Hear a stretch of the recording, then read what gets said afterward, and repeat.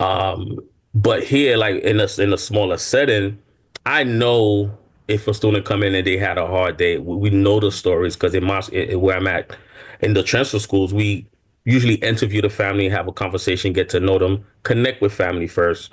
Mhm. This gives me an opportunity to know the story, what's going on with them, the trauma, and then that they dealt with in other schools or whatever the case may be. So it makes it easier. So now when they're coming in, I know the story. Hey, what's going on? Is everything all right? How's your mom?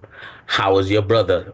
Um, or for example, if we know there's a ton of my students where they've had issues with either law enforcement, they have issues with death, with friends, um, where it's like sometimes it affects them tremendously. So knowing that I can check in on them, hey, what's Mhm. going on? Is how's the family? So we know their personal story. We know the student really well.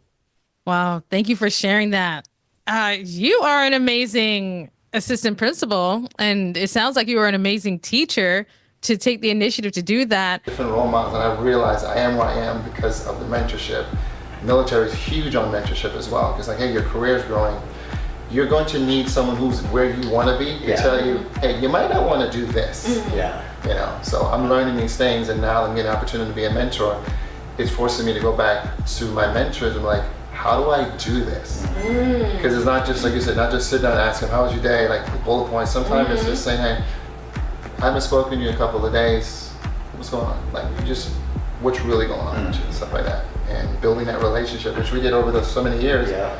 I got to the point, man, the once, only time I ever got a little snappy. You sure it was only one? That was only one. It's only one. Because I went home feeling bad and had to repent about it. But I was upset about something.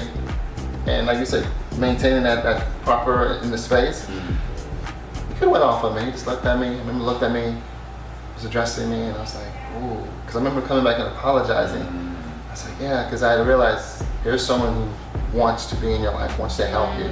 I want to pause there really quick. So, Mr. Johnson, for you to chime in on this, because what Wesley shared about the encounter his student had with law enforcement. I mean, just to let the audience know, I mean, you served to be a security for celebrities. You also served in the military. Thank you for your service. And one thing you shared off camera with me was you did all these steps to make sure your clients are protected.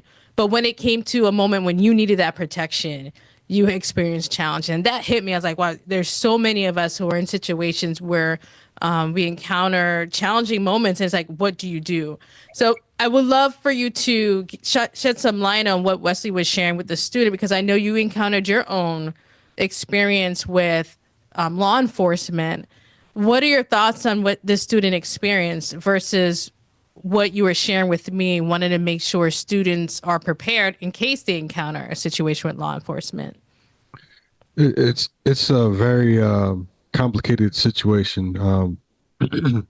I am a victim of police brutality. So today, my interactions with police from the time before to now has changed only because of I have to understand that not all police are my friend. Not sitting there saying that it's a good or bad thing. It's just that you got to take it case by case.